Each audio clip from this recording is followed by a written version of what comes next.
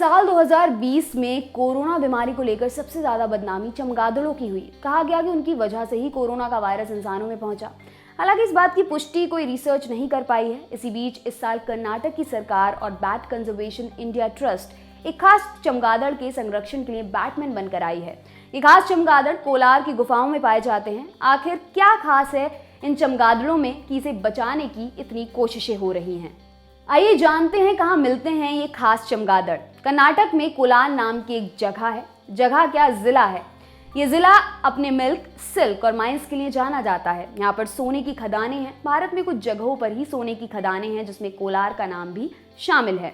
कोलार में एक गांव है हनुमान हल्ली। इस गांव में 2 ऐसी गुफाएं हैं जिसमें खास तरह के चमगादड़ पाए जाते हैं। इन चमगादड़ों को वैज्ञानिकों ने इनकी बनावट के हिसाब से अलग कैटेगरी में रखा है। इन्हें कोलार लीफ नीस बैट कहा जाता है। इस चमगादड़ की शक्ल और बनावट बाकी चमगादड़ों से अलग है। इसकी नाक पत्ते की तरह दिखती है। बाकी चमगादड़ों के कान काफी बड़े होते हैं, जबकि इसके कान सामान्य लेकिन कुछ घूमे हुए होते हैं। इसके अलावा इनके शरीर पर दूसरे चमगादड़ों के मुकाबले बाल भी कम हैं। इन चमगादड़ों के सिर्फ 2 गुफाओं में पाए जाने की वजह से ही इनके बारे में जानकारी भी बहुत कम है। क्यों बचाए जा रहे हैं? इन खास चमगादड़ों पर जानकारों का ध्यान 2014 के आसपास गया। ये खास तरह के चमगादड़ इलाके में दिखने बंद हो गए। पता चला कि इनकी संख्या में तेजी से कमी आई है, लेकिन तब भी इन्हें बचाने का कोई खास प्रयास नहीं किया गया। इस वक्त दुनिया भर में इस तरह के सिर्फ 150 चमगादड़ ही बचे हैं।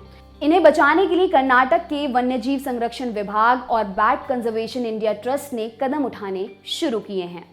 कर्नाटक सरकार में वन सेवा के उपनिदेशक विजय मोहन राज का कहना है, 2014 में उस्मानिया विश्वविद्यालय के एक अध्ययन के बाद राज्य सरकार को इन चमगादड़ों के विलुप्त होने के बारे में पता चला। सरकार ने गुफाओं में संरक्षित क्षेत्रों के साथ 30 आसपास की जमीनों के मालिकों को चेतावनी दी है। कोलार लीफ नॉटेड बैट केवल कर्नाटक में है और हमें इस तथ्य पर गर्व है।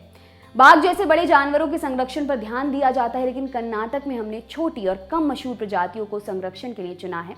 हम इस चमगादड़ के बारे में बहुत कम जानते हैं। ये कैसे माहौल में रहता है, क्या खाता है, इसका व्यवहार कैसा है, इसके खत्म होने के कारणों के बारे में भी पुख्ता जानकारी जुटाई जा रही है।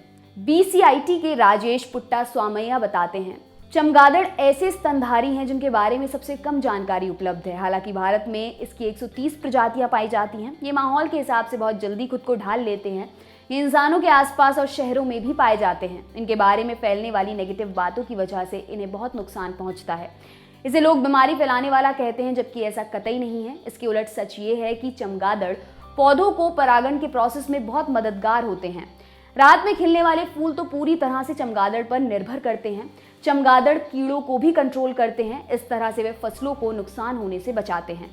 बता दें, कोविड-19 के चमगादड़ों के फैलने की खबर के बाद पश्चिमी घाट, राजस्थान और ओडिशा जैसे राज्यों में किसानों द्वारा चमगादड़ों को मारने के कई मामले सामने आए थे। आपके लिए खबर लिखी हमारे साथी अमित ने। मेरा नाम है दिव्यांशी। देखते रहिए दी लल्लन टॉप। शुक्रिया।